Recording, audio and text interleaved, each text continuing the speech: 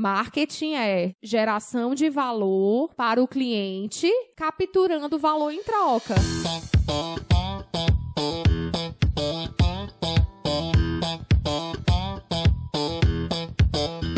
Fala galera, aqui pro São Portela falando, e no episódio de hoje do Aprenda Engenharia nós vamos bater um super papo com a Cecília Almeida Portela, CEO da Síntese Comunicação e Marketing. Nosso bate-papo, claro, será sobre marketing. E aí, marketing é vendas e vendas é marketing? Por que e para que o engenheiro precisa aprender sobre marketing? Quais plataformas sociais você como engenheiro ou estudante de engenharia deve usar e como usá-las? Como se utilizar do marketing de conteúdo para posicionar sua marca pessoal? Todas essas questões serão respondidas ao longo deste episódio. Então fica comigo até o final que eu te prometo que vai valer a pena.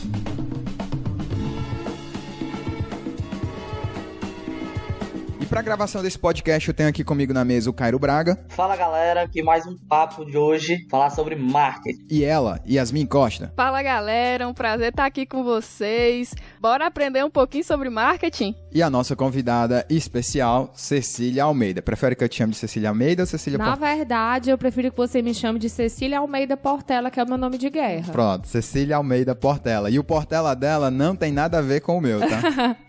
E aí, pessoal, tudo bem com vocês? Bem, eu vou começar essa nossa entrevista pedindo, como eu sempre faço, para Cecília se apresentar, né? O nosso convidado se apresentar um pouco, a gente aprender um pouco mais sobre ele. Então, Cecília, fala aí pra gente o que é que você já fez na vida. Eu sei que você, inclusive, já passou pela Ambev. Fala pra gente o que é que você tá aprontando atualmente, o que é que você faz de atuação profissional. Enfim, conta um pouco pra gente do que você faz, do que você já fez, pra gente te conhecer melhor. Já fui apresentada, meu nome é Cecília Almeida Portela, tenho aí um parentesco distante aí com meu amigo Enson, e aí eu queria falar um pouquinho sobre mim. Ele falou para falar um pouquinho da minha vida profissional, mas eu não posso dissociar a minha vida profissional da minha vida pessoal. Eu sou casada, tenho 2 filhos, um de 6 e um de 7 anos, e comecei minha trajetória profissional numa agência de publicidade, comecei com 17 anos, passei por todos os departamentos, atendimento, mídia, produção, e como todo mundo a gente sente aquela dificuldade de entender o que é marketing, o que é comunicação, o que é publicidade, o que são os conceitos. Então naquela época eu senti essa necessidade de conhecer, então fiz vestibular na UFC para publicidade e propaganda, que na minha cabeça era o que eu ia fazer, fiz também para administração na UES. Então eu tinha passado na publicidade e fui fazer o vestibular para administração na época, sem muitas pretensões, e quando descobri que havia passado, eu comecei a pensar no horizonte de possibilidades. Se eu fizesse publicidade, eu ia ser só publicitária. Se eu fosse para administração, eu teria aí um horizonte muito maior e eu poderia literalmente trabalhar com qualquer coisa. Então, eu escolhi fazer administração de empresas na UES, fiz aí nesse processo um intercâmbio de trabalho, morei fora durante 6 meses, trabalhei na área de food and beverage de um hotel e retornei, e mais ou menos depois de 3 anos que eu comecei a faculdade, passei aí num processo seletivo nacional para a Ambev, nem tinha muita expectativa. E isso há que ano, com esse da Ambev? Naquela época que a Ambev era o melhor programa que existia. Disso. Eu tava na graduação, então deve ser 2005, 2006. Não, 2005 não, era mais ou menos 2008, eu 2008, acho, 2007, eu não lembro muito bem, eu não sou muito boa de data. Mas na época passei pra esse programa e aí fui trabalhar na Regional Norte e Nordeste, na parte de... não era só venda, não era marketing, porque a gente tava dentro de todo o espectro de logística, distribuição, marketing também, vendas, e eu trabalhava na parte de refrigerante, né, que era refrigerantes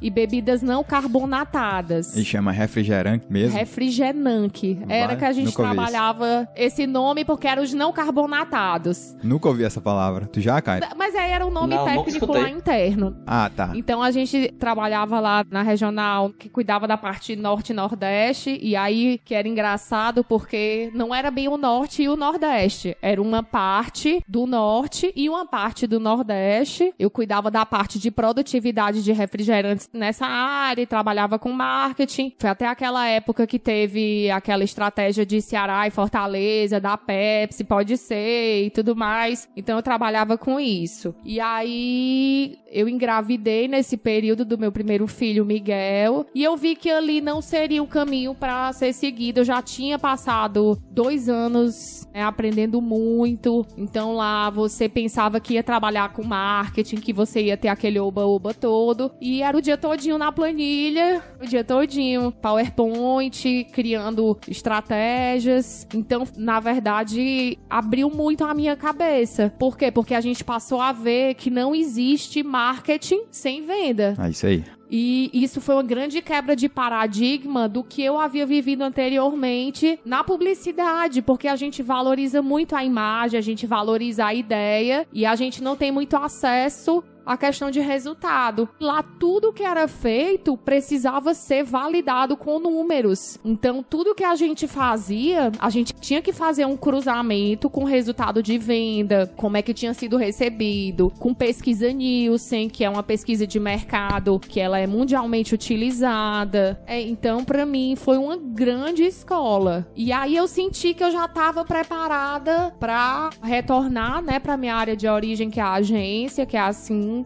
E quando voltei com outra cabeça. Hoje eu sou dona da empresa, né? Eu comprei a sociedade da empresa, abri uma segunda empresa, que é a Multi. E assim, o que é que a gente faz lá? A gente faz toda essa questão de trabalho de marketing voltado para varejo, que a gente entende que é um mercado interessante. Mas eu sei que vocês têm construtoras como clientes também. Pronto, mas aí a gente, dentro do escopo da Multi, não entra muito, né? Mas na síntese, a gente trabalha bastante com desenvolvimento imobiliário. A gente tem uma expertise muito grande. Então, eu tenho, assim, grande tranquilidade de falar sobre isso aqui com vocês. Porque realmente a gente conhece, a gente tá junto dos incorporadores, criação de conceito do produto, na validação do público que vai ser comprado, no entendimento da questão de como é que o preço vai ser recebido, de como é que a gente vai vender o valor desse produto para aquele público que a gente busca. E isso aí já tá ligado à estratégia mercadológica do negócio. Não é simplesmente publicidade, né? Não é simplesmente divulgação. Ou seja, em outras palavras, o que tu tá dizendo é que existe a montagem de uma estratégia desde como o produto sai, como ele é recebido por quem eventualmente vai comprar. E isso não é só você produzir um folder bonitinho de uma maquete 3D, né? De forma nenhuma. E não é somente isso. É a questão de como que ele vai ser percebido pelo mercado e se o mercado tá disposto a comprar. Porque não adianta você produzir um produto e você tá com o timing errado, a gente conhecer o mercado, saber disso e ainda assim insistir numa estratégia que ela não vai fazer sentido naquele momento. E aí, por último, eu tô num projeto aí, quarentena, eu acho que todo mundo tem um projeto quarentena. Eu estou abrindo aí uma Media House,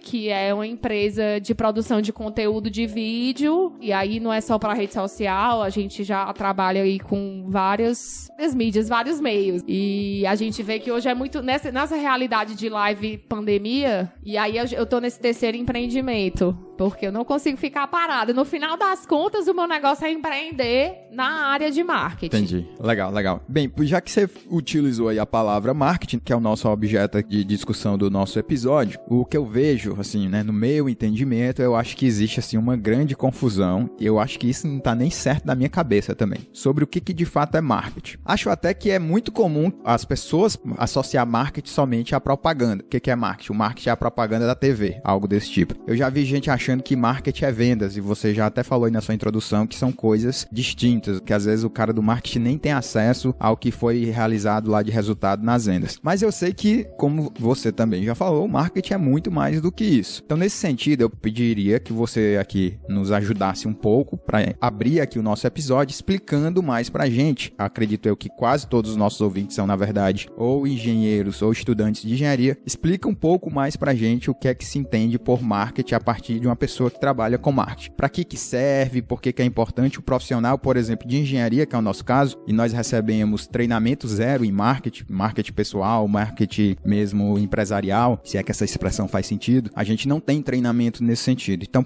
diz pra gente o que é o marketing e por que nós de engenharia temos que nos preocupar com isso. E somando a pergunta do Enzo, eu queria... Porque a gente escuta também muito falar sobre merchandising também. Eu não sei como eles se mesclam nesse tipo, qual a diferença entre o marketing e a propaganda em si. Pronto, eu vou primeiro esclarecer aí a pergunta do Cairo, porque nada mais é o merchandising do que uma ferramenta. É uma ferramenta extremamente simples. O que é que a gente chama de merchandising? É quando a gente tem, por exemplo, o programa do Faustão para vender chip da Claro. Isso é uma estratégia, na verdade isso é uma ferramenta que está dentro de uma estratégia macro e que você usa aquela ferramenta para poder atingir o objetivo de ter a validação daquela pessoa para conseguir que as pessoas comprem aquele produto. É o famoso fazer o merchan mesmo. Fazer o merchan, exatamente. Então a gente... Ele atua como se fosse tipo uma subdivisão do marketing, não? Não mesmo. A gente não pode tratar dessa maneira. É de fato uma ferramenta muito elementar e que não é nem a mais utilizada. Mas, pelo poder que a televisão tem, vocês têm a visão de que realmente é um negócio muito grande. Mas o merchan é para poucos. Não, pera lá, agora isso aí ficou vago. Como assim o merchan é para pouco? Porque tá dizendo que tem pouca gente que tem condições de pagar para fazer? Exatamente, porque ela é uma estratégia que tem um altíssimo custo. Entendi. Então, dentro da questão das mídias de massa, que são as mídias que atingem muitas pessoas, grandes mercados, mas que são mercados totalmente heterogêneos, então você não consegue ter um público definido. Então, o que é que serve? Serve para coisa, por exemplo, de supermercado. Vamos vender carne. Todo mundo compra carne. Entendi. Então o merchan faz sentido. Então você tem que ter uma grande indústria para bancar esse merchan. Tu tem noção do que significa cara aí? Por exemplo, um Faustão desse da vida? Não, é coisa na casa da centena. Não, é coisa de milhões, porque dentro desse mercado você paga para a televisão, você paga o espaço da TV e você paga para o comunicador também um valor. Entendi. Então você compra o espaço de mídia e isso vale para qualquer coisa, tá? Então você tem o custo do espaço, a cessão daquele espaço e o custo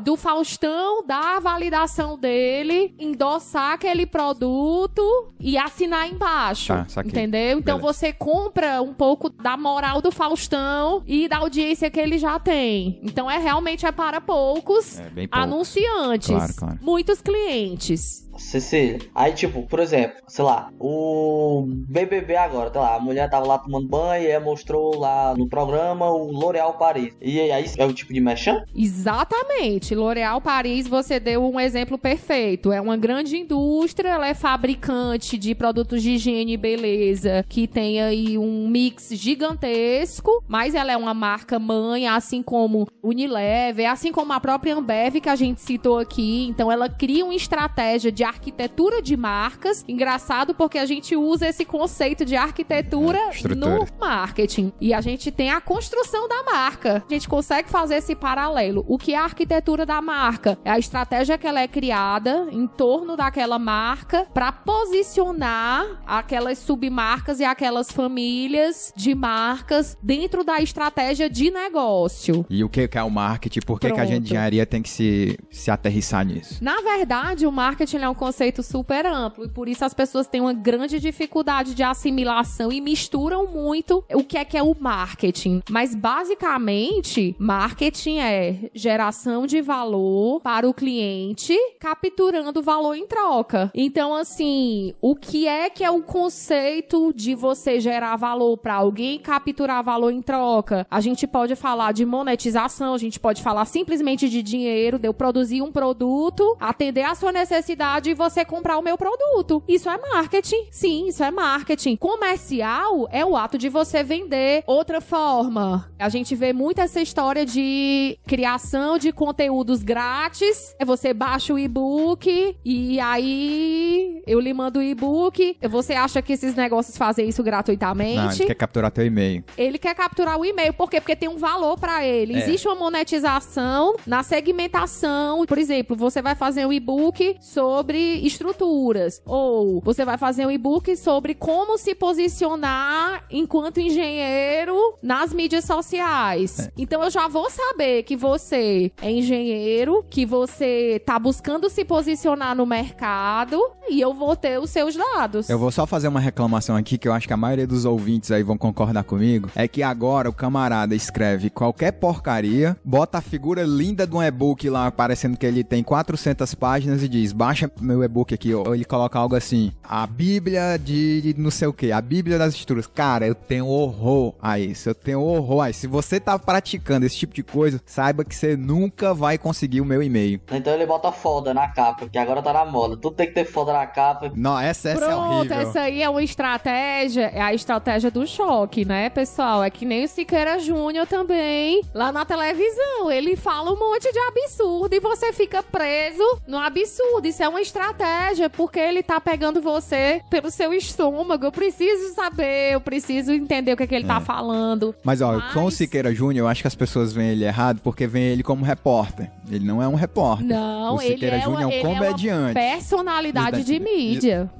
Mas, enfim, eu sou uma pessoa que eu tenho uma verdadeira aversão a qualquer produto que se autodenomine perfeito, que sabe de tudo. Hoje o consumidor não tá mais disposto a ser enganado por coisas que funcionavam há 40 anos atrás. Então, hoje a gente tem nos produtos a necessidade de que o produto seja real, ele apresente uma vulnerabilidade. Isso não é ruim. Por quê? Porque hoje os consumidores estão na busca de relações de confiança. Então, a partir do momento que eu vou comprar um apartamento e eu consigo ver um negócio brilhante, um negócio perfeito, eu já sei que isso não é verdade. Por quê? Porque a gente sabe que não existe isso no mundo real. Então, a partir do momento que você tem uma construtora ou que você tem um negócio que se posiciona vulneravelmente perante o cliente, com humildade, apresentando as informações, tendo transparência, isso é um grande diferencial. Cecília, por exemplo, é muito comum você escutar que você tem que vender seu peixe, né? Você tem que se promover do seu serviço, do seu produto, do que é que seja. Só que eu, pelo menos particularmente, quando eu vejo, é justamente o que você falou, quando eu vejo um cara que ele se vende mais... Normalmente ele nunca fez nada de bom, ele só se vende dessa forma. Ou então ele se vende, já começa a... O cara pode ser um gênio, ele pode ser tudo que ele vendeu. Aí já começa a pensar, vixe, esse cara tá falando demais. Fala demais é porque faz de menos. E aí já me cria uma ideia negativa. Um abuso, vamos falar aqui no popular, um abuso. Como é como estabelece um limite entre o cara se promover e se promover demais até causar esse certo ranço, assim? Olha, perfeita essa sua pergunta, porque eu vou apresentar um conceito pra você, que na verdade é um conceito da psicologia, que se chama efeito Dunning-Kruger. Por favor, pesquisem. Então, o nível de confiança de uma pessoa ignorante é muito maior do que o nível de confiança de uma pessoa que de fato sabe, de que fato tem experiência. Tá, ignorante não é aquela pessoa que é bruta, é o cara que não desconhece, é o cara que ignora ou o cara que não tem experiência. Tá bom. Então, ele tem, assim, a plena certeza do que ele tá falando. Mas por quê? Porque ele não tem o benefício da dúvida. Ele acha que o espectro do conhecimento é menor do que o que realmente é. É aquela coisa, né? Quanto mais o cara sabe, mais ele sabe que não sabe, né? Já o cara que não sabe, ele não tem esse conhecimento. Exatamente. Né? E a gente tem se enganado nessa época de redes sociais, vendo essas pessoas assumirem essas personas de saberem de tudo, gera uma falta de confiança na gente mesmo. Poxa, quem sou eu? Eu vou aqui porque ele vai poder me guiar. Você vai na busca de ter esse guru. E aí eu vou dizer aí, uma outra tendência de mercado é a astrologia, Feng Shui nos apartamentos. Então, quem tiver um trabalho com isso, nesses próximos anos vai realmente atender uma demanda de mercado das pessoas sentirem uma segurança fora do que é facilmente explicado. Por quê? Porque a gente teve esse cenário de coronavírus, que é a falta de explicação, é a insegurança. Então a gente busca explicação até nos astros. E aí, moçada, beleza? Eu tenho um pedido a fazer. Se você tá gostando dos nossos episódios, eu peço tua ajuda na divulgação desse podcast. Mostra lá pros teus amigos engenheiros, engenheiras e estudantes de engenharia. Manda lá o link do nosso podcast nos grupos de WhatsApp que você tem. Marca a gente nas tuas postagens sobre o nosso podcast. Dá uma força, significaria muito pra mim. Valeu! Só pegar um gancho pra te falar assim, hoje a gente, acho que mais do que em qualquer outro período da nossa vida, eu tenho 35 anos, eu nunca vi isso tão massificamente acontecendo, que é essa coisa de todo mundo ter que estabelecer uma marca pessoal. E aí talvez seja só a impressão errada minha, ou simplesmente porque agora a mídia permite você visualizar o processo das pessoas construindo o seu personal brand, né, como a gente fala. Mas tipo, basta você dar uma analisada nos perfis sociais, você vai observar que é uma quantidade significativa de pessoas que estão lá usando as redes sociais para construir suas marcas pessoais. Um parênteses, tá? Eu não tô reclamando disso, até porque eu também pratico e eu acho que se você tá me ouvindo, você também tem que praticar. Você tem suas bandeiras, você tem suas causas, então seja um defensor, é aquela história, né? Speak your truth. Fale das suas verdades. O meu ponto aqui é mais assim, porque eu acho que falta muita autenticidade. As pessoas chegam num ponto que elas estão tão desesperadas por atenção que eu basicamente não tenho nada pra oferecer, é que nem o paradigma aí do Danny Kruger. O cara é tão ignorante, o cara tem 12 anos de idade, quer me ensinar a como construir um prédio de 30 andares. Bem-vindo à internet. Não dá, gente. Não dá. Ele viu um vídeo na internet, exatamente. Obrigado, cara. O cara viu um vídeo na internet, leu 2 parágrafos e vai me ensinar a fazer um prédio de 30 andares. Então você tem assim, alguns se utiliza do termo autoridade, que é um termo que eu tenho horror. Dizer, você tem que construir, você tem que ser autoridade. Pode até ser verdade, mas eu não gosto desse termo. E aí você tem pessoas que querem ser reconhecidas como autoridades em um dado assunto. Como é que você vê isso tudo e como você aconselha, nós aqui da engenharia, como a gente deve se posicionar para não cair no que a gente está criticando, entendeu? É aquela frase do Nietzsche, né? Você olha pro abismo, mas você olha pro abismo por tanto tempo que você acaba sendo o abismo, que você critica tanto o negócio que você acaba se tornando o negócio. Eu amei essa pergunta porque não tem nada que eu tenha mais verdadeiro pavor, abuso do que esses termos marqueteiros, esses termos que as pessoas usam para capturar a atenção. Elas conseguem, mas não existe uma geração de valor real. É uma coisa que é rasa e que é vazia, que é algo que vai morrer logo. A necessidade de você criar uma marca pessoal, ela não é novidade. Ela existe aí há milênios. Jesus Cristo é uma marca pessoal. Nossa, Cleópatra é uma marca pessoal. Que pessoas que criaram dentro das suas histórias, dentro das suas verdades, um legado de fatores que fizeram, enfim, não vamos nem entrar muito nessa seara, mas eu tô dando esses exemplos pra mostrar como os oportunistas se utilizam desses termos pra fazer realmente um trabalho de ovelha mesmo, de arrebanhar. Então, nós já somos marcas pessoais. É que eu acho que até, inclusive, hoje em dia, a atenção e o tempo são as duas moedas mais valiosas, eu diria. Exatamente. Então, algo que eu falei, eu acho que no início da pandemia, eu falei, e agora? O que será das blogueiras? Que só tinha roupa pra mostrar, elas não tinham conteúdo. Elas eram um veículo de mídia pra vender. E muita gente tá se afundando aí. Muita gente tá se afundando. E é o nosso papel dar o unfollow nessas pessoas, porque nós alimentamos um conteúdo raso. Eu acho que a gente tem que fazer esse exercício de consciência. Quais as marcas que nós queremos seguir? Quais as marcas que nós queremos consumir? E isso não vale só pro supermercado da gente comprar um sabão que eu posso reciclar a embalagem, mas consumir um conteúdo na internet que de fato agregue alguma coisa pra minha vida. Então, uma marca pessoal de valor, e isso você tem que fazer esse exercício para si, ela tá ligada a você ter um público-alvo público-alvo e você buscar alimentar esse público de informações relevantes, que não é você tá enganando, você tá criando falácia pra você gerar seguidor, mas é você compartilhar da sua verdade, da sua história, da sua experiência, e isso já faz de você uma marca pessoal valiosa. Legal demais. Pro cliente, pro ouvinte, pro cara que tá tecnicamente sendo influenciado, ser um pouco mais crítico, né? Aquela velha frase do Stop Making Stupid People Famous, né? Exatamente. Tem muita gente aí vazia querendo vender as suas faltas de conhecimento e... Infelizmente, muita gente ainda compra porque não se questiona. Então, eu acho que a base do trabalho, você fala assim, poxa, por que eu tô fazendo isso? Eu preciso disso mesmo. Poxa, por que eu tô seguindo essa pessoa?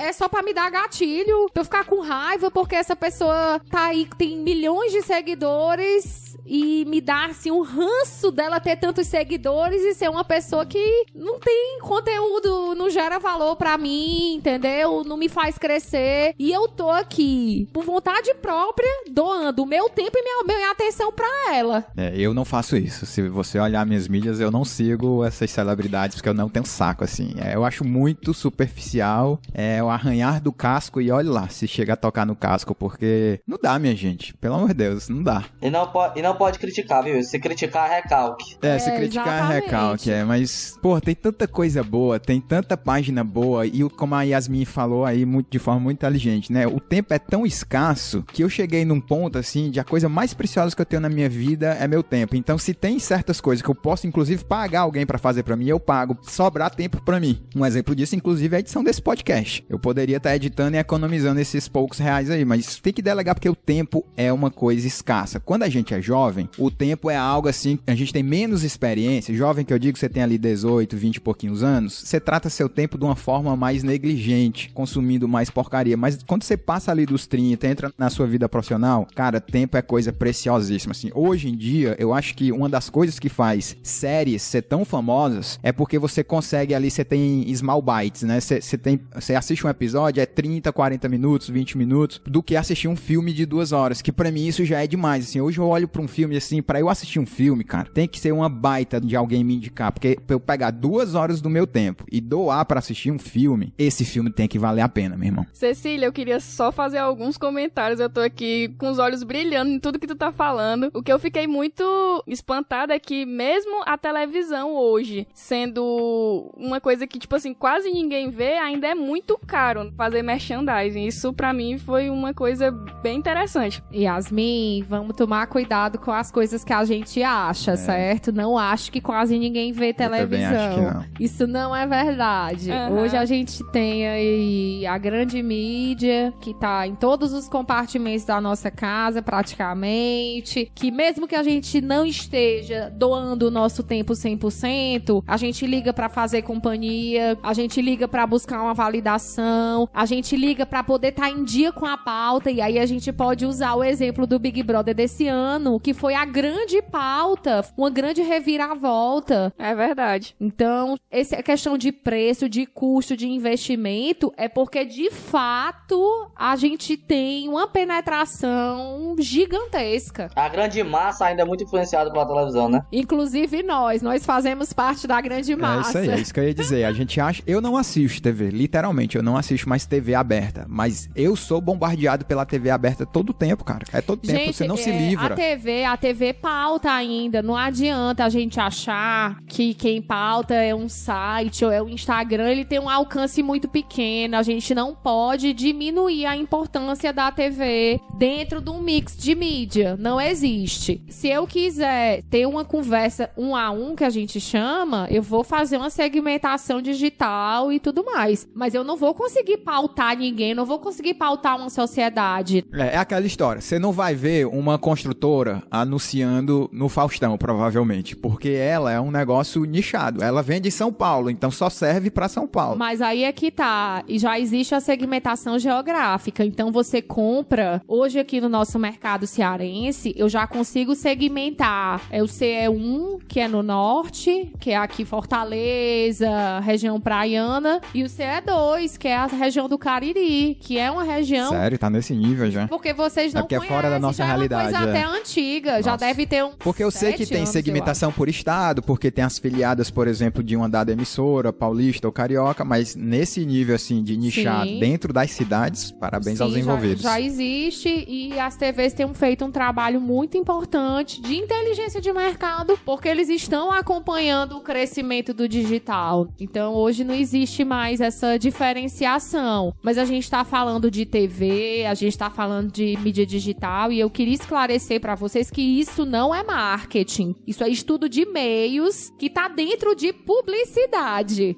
Tá? Então, a gente tá sendo bem específico aqui. Tá bom. Cecília, nos últimos anos a gente presencia assim um boom do chamado marketing de conteúdo, né? Inclusive eu vejo grandes engenheiros que se valem desse marketing para crescerem as suas marcas pessoais e que eles têm tido muito sucesso. Aquele marketing onde ele ensina de forma geralmente gratuita, mas em troca de atenção. Esse podcast, por exemplo, não deixa de ser uma plataforma para a prática de marketing de conteúdo. Ou seja, a gente dá um conteúdo massa pro ouvinte e de graça, mas em troca da atenção. E hoje todo mundo sabe que a atenção do indivíduo está disputada a tapas. Como a até já disse, eu acho que é a moeda mais valiosa hoje em dia. Você não acha que existe muita picaretagem nesse sistema? E assim, como é que eu faço para diferenciar uma pessoa autêntica de uma que tá só colocando conteúdo raso? Porque o que eu vejo hoje, um exemplo muito atual, é o caso de uma digital influencer que vendia, na verdade, lifestyle, vida saudável, saúde, atividade física, mas aí recentemente ela fez uma festa que gerou aglomerações em tempos de Covid-19. Depois ela pediu desculpas, perdeu muitos patrocinadores e seguidores, mas assim, o que a gente vê é que... Sem citar nomes, claro. Sem citar nomes, claro.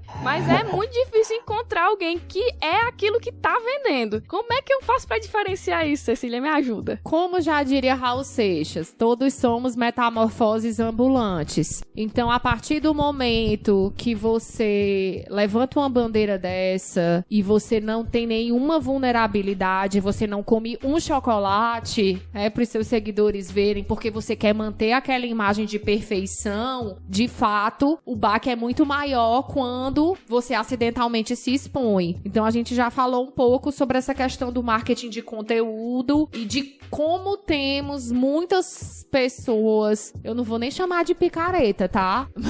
Mas, assim, são pessoas que têm, de fato, a intenção não de gerar valor pra você, mas de capturar sua atenção com o conteúdo raso. Você tá disponível pra consumir esse conteúdo raso porque você tá se enganando, você mesmo não se valida. Também a gente não pode culpabilizar os criadores de conteúdo oportunista. Por quê? Porque nós também somos oportunistas enquanto consumidores e nós queremos um conteúdo resumido e fácil de ser consumido. Então eu acredito que o primeiro passo pra gente dar uma virada de chave é a gente fazer um trabalho, que é uma coisa até que eu digo pros meus clientes, seja o conteúdo que você quer ver. Então não gere um conteúdo raso, não seja você mais um a alimentar esse sistema que você não concorda. Você tem que ter aquela coisa que chama de raw, você tem que ser cru, você tem que ser real, entendeu? Então, eu acredito que pra você ser essa pessoa autêntica e você ser uma pessoa geradora de conteúdo, você primeiro precisa nichar bem o seu público, você tem que falar como se você estivesse falando com um amigo específico, e a gente chama isso de persona. Então, você vai conversar com essa persona imaginando que só 3 pessoas vão ouvir, e é isso que vai te fazer criar uma marca pessoal diferencial. Por quê? Porque você vai sair de dentro desse pack. Gostei disso daí. Desse monte igual. Dessa manada. Eu gosto da palavra manada. Investimento pronto. A gente usa manada.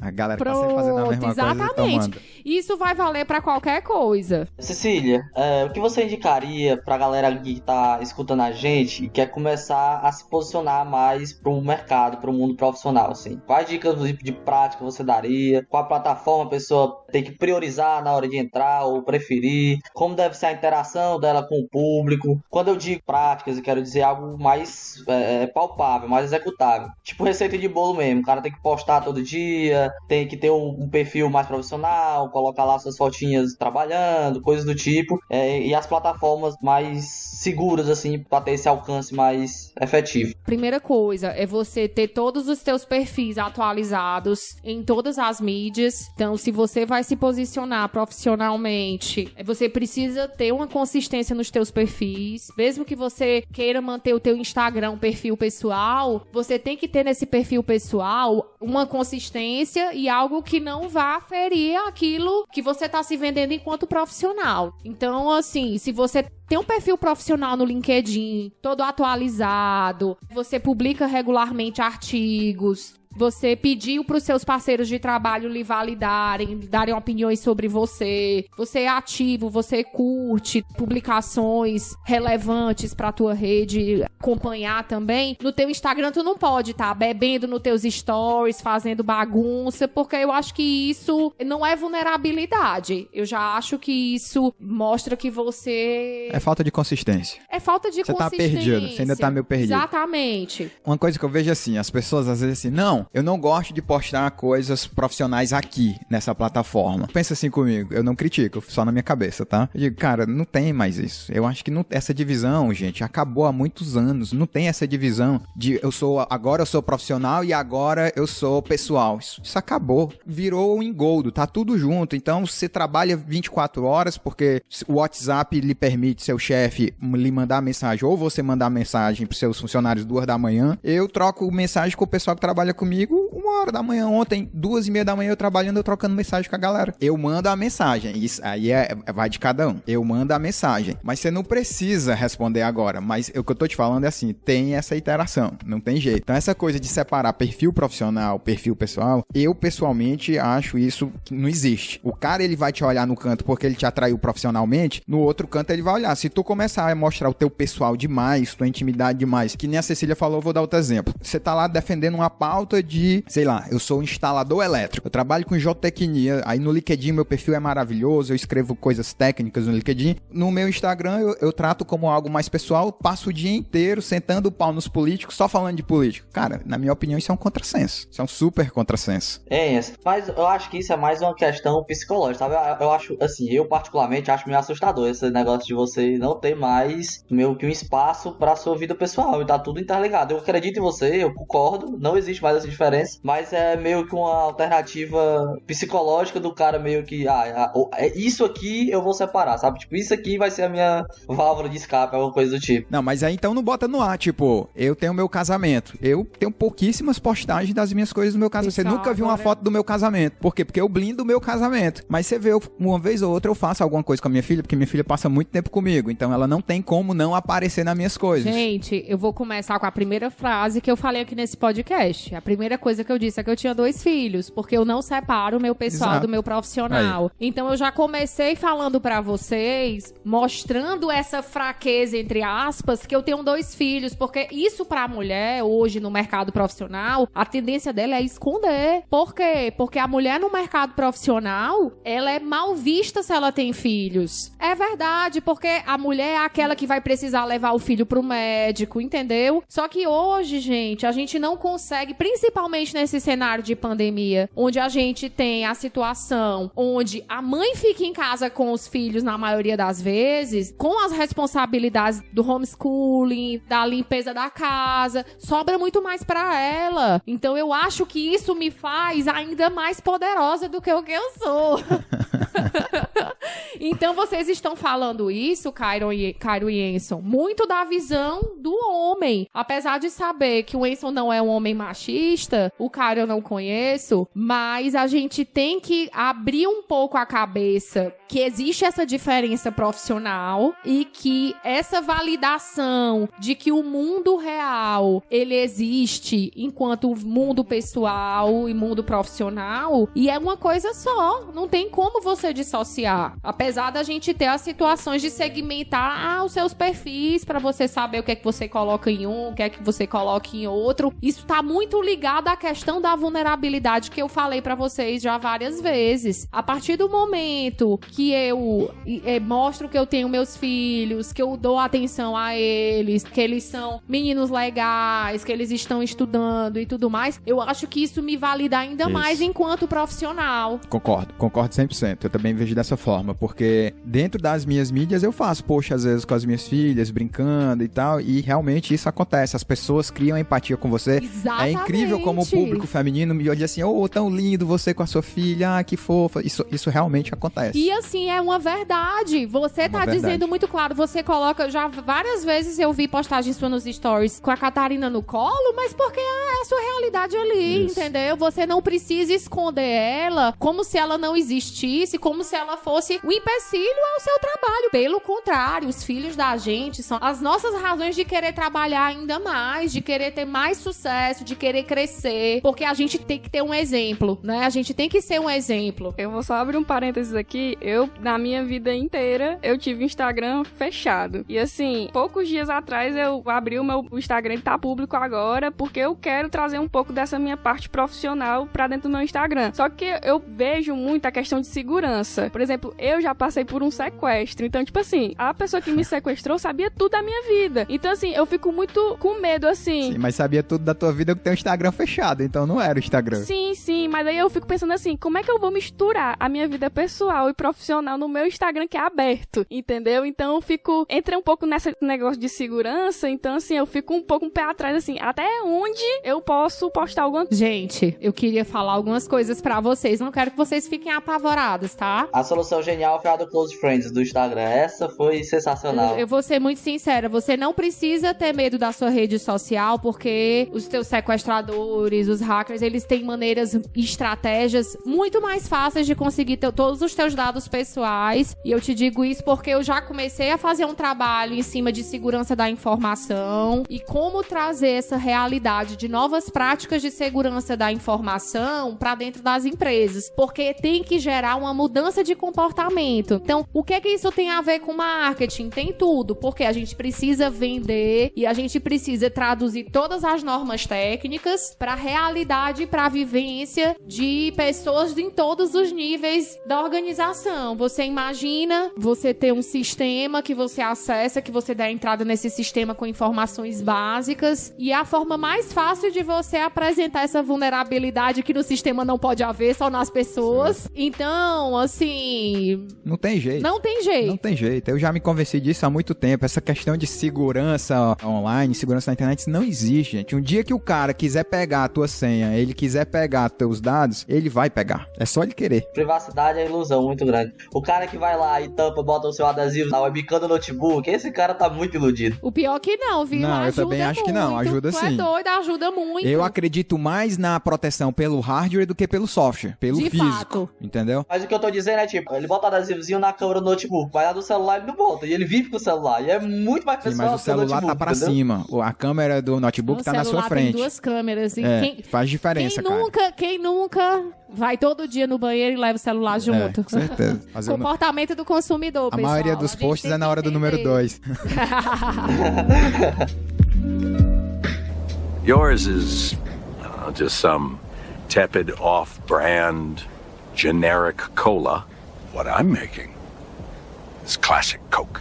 Do you really want to live in a world without Coca-Cola?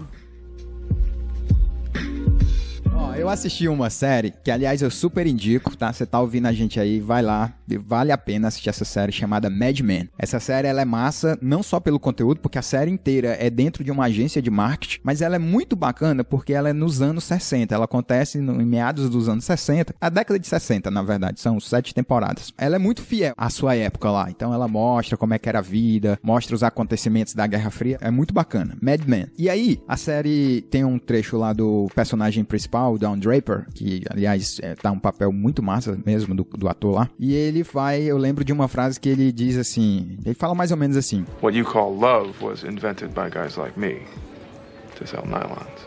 Em outras palavras, né, meio que ele tá lá numa cena com uma mulher jantando, que provavelmente vai ser um cliente dele, e ela falando de amor, e ele diz assim, ó, o que você tá chamando de amor foi coisa criada por um cara que nem eu pra vender, eu não sei nem qual é a tradução de nylon. Nylon mesmo. Nylon, né? É aquela meia fina. Meia nylon, pois é, meia nylon, né? Foi pra vender meia nylon, né? Que é aquela meia lá que em teoria é sexy, na prática também. Ela é meio sexy, e aí o cara disse que isso é amor. Isso na década de 60, isso tá? Na década Hoje de 60. em dia, já esquece. foi, né? É. Mas assim, dito isso, né, a frase aí do cara, pegando o gancho dele, a pergunta que eu te faço é, essa coisa de o marqueteiro, tipo no caso do Don Draper aí que disse que criou o amor pra vender nylon, pra vender meia, marqueteiro não é meio que um pilantra, não? Primeira coisa, quem criou o produto não foi o Don Draper. O Don Draper, ele tá criando toda... O universo. O environment. O environment.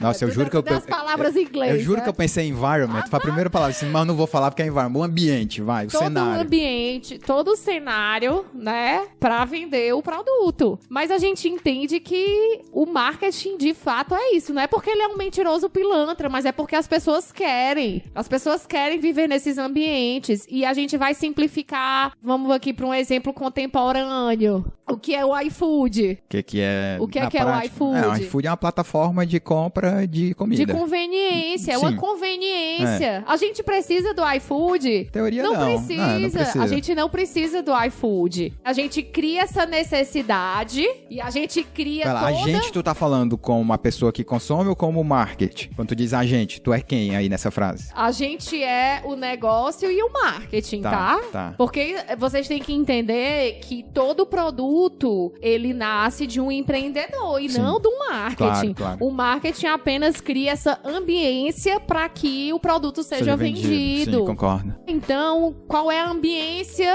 que o iFood vive hoje? A necessidade da gente se alimentar com velocidade, praticidade, mas pagando caro por isso. Por quê? Porque fazer em casa é muito mais fácil, mas ninguém tá disposto e disponível. Então não é mais caro. Claro que é. Não é mais caro. Eu não vejo assim. Porque assim, a conta que eu faço, eu não faço a conta olhando só pro fato de comer comida. Você vai pro custo de oportunidade.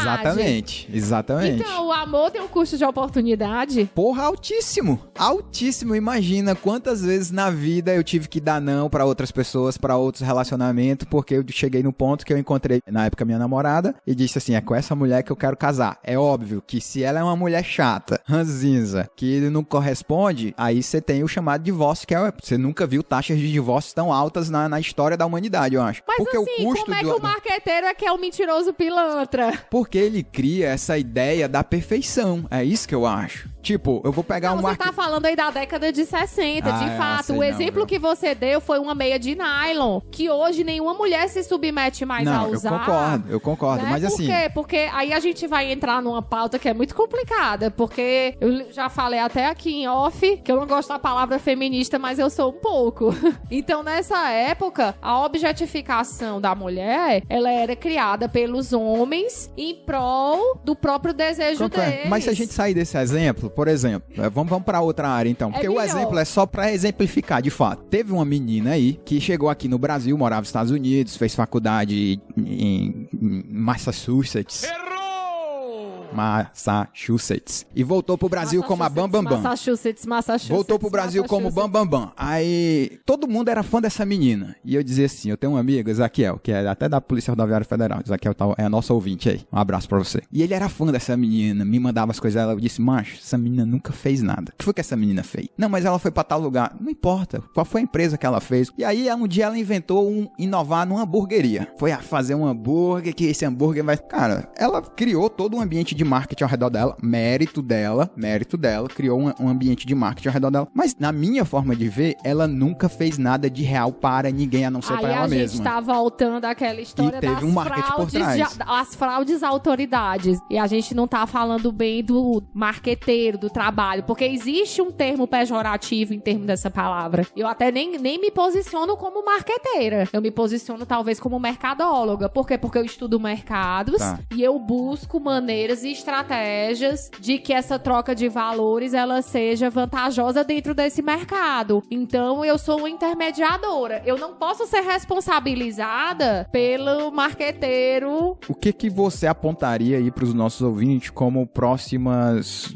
vamos dizer assim, disrupções, né? A palavrinha que tá bem na moda, disruptar um determinado setor. Mas o que você apontaria como disrupções em termos de mídias sociais? Você acha que o TikTok tem chance? Eu fiz uma conta lá no TikTok para ver qual é o orgânico dele tá muito bom. Eu acho que o Facebook ainda vai ter força pra essa nova geração, porque a impressão que eu tenho é que turminha aí que tem até uns 20 e pouquinhos anos já não usa mais Facebook. O Facebook ficou lento pra ela. Você acha que o LinkedIn explode mais aqui? Qual a leitura que você faz? Então, gente, vocês estão falando aqui de plataformas de conversação, não muito de disrupção em si. E aí, o que é que a gente tem que esclarecer? A gente precisa entender o comportamento do consumidor naquele tempo, naquela época, para poder validar o que é que continua, o que é que não continua. Vamos lá. Por que que o Facebook começou? Ele começou dentro daquela história que vocês já sabem, ele ganhou uma penetração mundial aí entre os jovens. Dentro da curva de aprendizado da sociedade, num dado momento, as pessoas mais velhas passaram a aprender e a utilizar esse meio para também se comunicar. O que é que passou a acontecer? Os jovens não quiseram mais usar essa mídia porque os seus pais estavam lá também. Então eles viram no Instagram, eles evoluíram a conversa para fotos, para tratamento de fotos. Então a mudança do comportamento, ele tá ligado, né, a esse fator que é o fato dos pais estarem dentro da mídia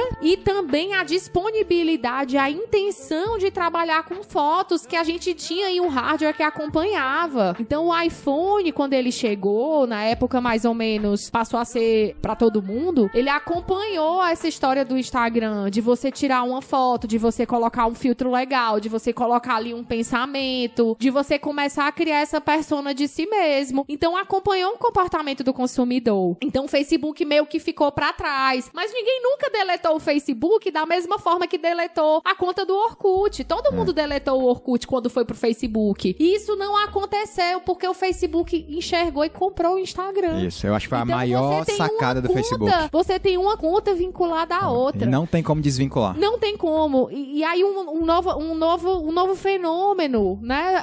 É troca de mensagem, né? WhatsApp. Pessoas começaram a ser heavy users de WhatsApp e por conta que as redes aqui nos países em desenvolvimento foi se popularizando, as pessoas cada vez mais passaram a ter acesso à internet 3G, né? A celulares melhores que pudessem instalar vários aplicativos. E aí o que foi que o Facebook fez? Foi lá e comprou. E aí ele interligou dentro desse hub todo, né?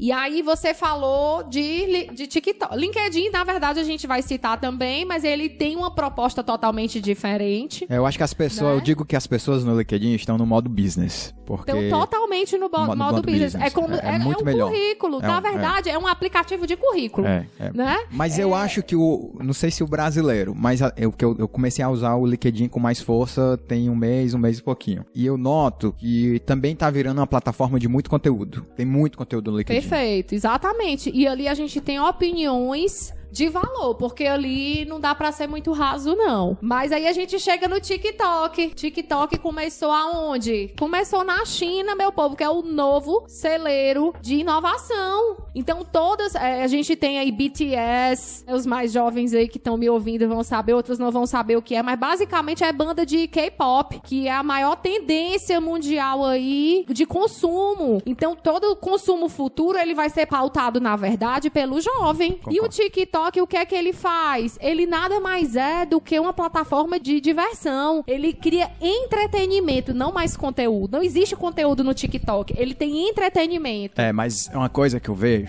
também que tem que ser considerada é que isso é hoje, né? E uma coisa que você também observa quando você analisa as plataformas sociais é que elas vão migrando, elas vão mudando. Por exemplo, se esse episódio estivesse sendo gravado lá em 2008, 2009, 2007, quando o Instagram estava engateando, o que a gente ia dizer é que não, o Instagram é um local para quê? Para os fotógrafos colocarem suas fotos e expor seu trabalho. O que é o Instagram? O Instagram é um portfólio de fotógrafos. Lá. O que o Instagram é hoje? Mutou completamente. Exatamente. Acompanhando o comportamento do consumidor, pessoal. E aí é uma coisa interessante. Isso não foi planejado. Isso foi organicamente acontecendo. Foi gravidade que foi acontecendo. Os desenvolvedores, os analistas de mercado foram percebendo a mudança de comportamento e passaram a ofertar propostas para essa necessidade das pessoas. Isso. Tanto que antes do Facebook comprar o Instagram, ele não era monetizado. O Instagram, você não tinha anúncios. O Facebook comprou, desenvolveu uma proposta de anunciar e hoje explodiu. Hoje explodiu completamente. Exatamente. E o TikTok, eu tô falando aqui que é chinesa, mas eu não sei se ela é chinesa, tá? Ela pertence a um grupo chinês. Pronto, então vamos lá.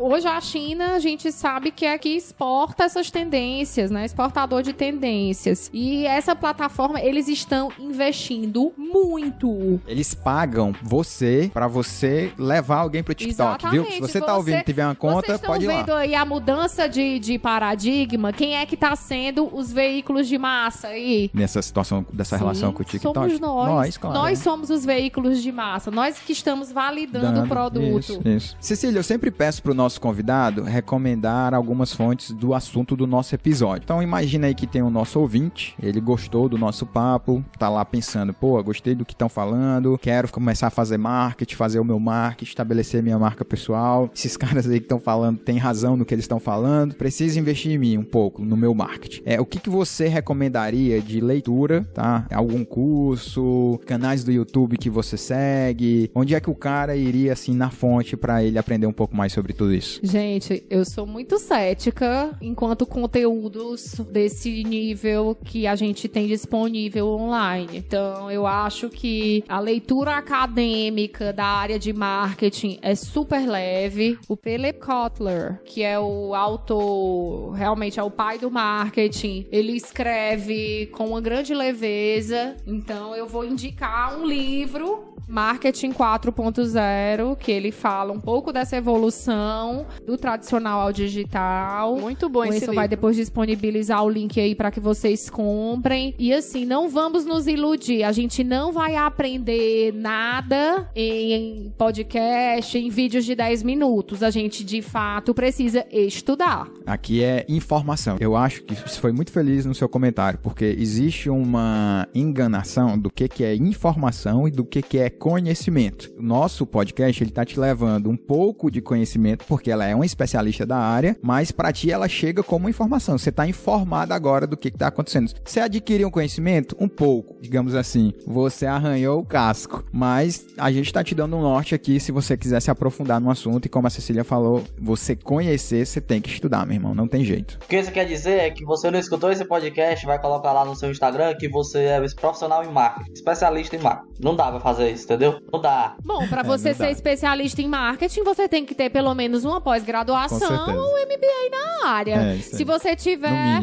Bom, eu não finalizei na minha formação, tá? Eu tenho um MBA em marketing, inteligência de mercado pela Sampo, que aí eu vou dar essa dica, que essa dica vale, tá? O LET, que é uma plataforma da Sampo, ela foi inovadora no mercado nacional, nessa parte de cursos de curta duração, cursos de extensão. Ela tem essa plataforma muito parecida com o Coursera. E lá, além de cursos na área financeira, vocês encontram também cursos na área de marketing, de curta duração, onde você pode fazer à distância, e eu recomendo. Beleza, gente. Chegando aqui ao final do nosso episódio, eu sempre peço que o nosso convidado, ele indique um livro e um filme. Algum específico, assim, que esteja lendo, ou que já leu, impactou tua vida, de preferência que nem tenha relação com marketing, mas se tiver não tem problema. Mas qual foi o livro, assim, que a Cecília... Eu sei que isso é uma pergunta difícil, que a gente lê muita coisa boa, vê muito filme bom, mas o que seria, assim, um livro que foi um divisor de águas ou que impactou muito a Cecília? Gente, quando eu vou dar esse exemplo, eu não vou nem dizer que vai ser o melhor que eu já li, mas certamente vai ser um top of mind. Vai ser um livro que fez um belo trabalho de marketing comigo. Então, eu vou recomendar os livros do Malcolm Gladwell, que ele é uma figura super icônica. Já li quase todos. Muito bom. É muito legal. Qual o teu preferido? Eu gosto do Blink. O Blink é bom. Eu prefiro The Typing Point. E o Ponto da Virada. O Typing Point. Muito bom esse Pronto. Eu recomendo fortemente. Você tem mais ou menos um entendimento de como os mercados são caóticos e você não consegue muito controlar. Mas você tem que realmente ter essa visão ampla. Eu gosto muito. E o filme? Vixe, filme. Aí você falou. Faz muito tempo que eu não dou 2 horas do meu dia pra filme algum.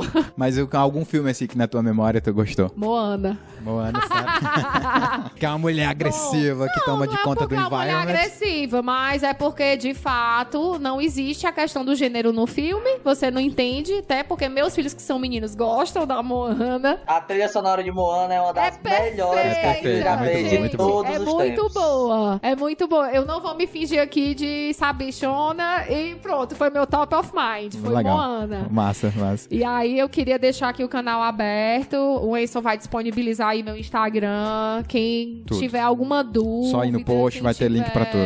Quiser tirar qualquer informação, eu tô à disposição. Cecília, te agradecer pela tua presença aqui, a gente tá chegando ao final, né? Devia ter aquele artificial, viu, Yasmin? Mas é sonoplastia, pessoal. É sonoplastia, só o botão. sim, claro. É verdade, viu? Foi muito bom. Se a gente pudesse aqui, a gente falava até... Foi muito massa, muito bom o episódio, aprendi muita coisa, bem divertido. Te agradeço pelo teu tempo, deixa aí tua mensagem final e muito obrigado. Bom, gente, a minha mensagem final, basicamente, é que se vocês duvidaram de qualquer coisa que eu falei, vocês têm razão, porque eu só sei que nada sei, né? Então, tudo que eu conversei aqui com vocês não é verdade absoluta. Eu não sou autoridade em marketing, coisa alguma. Eu apenas tenho alguns anos de experiência, alguns trabalhos aí na minha bagagem, alguns sucessos, algumas falhas, e eu espero ter, pelo menos, aberto a mente de vocês pra esse assunto, tá bom? Tá bom, obrigado. Valeu, Yu. Valeu, pessoal. Tchau. Valeu, galera. Até a próxima.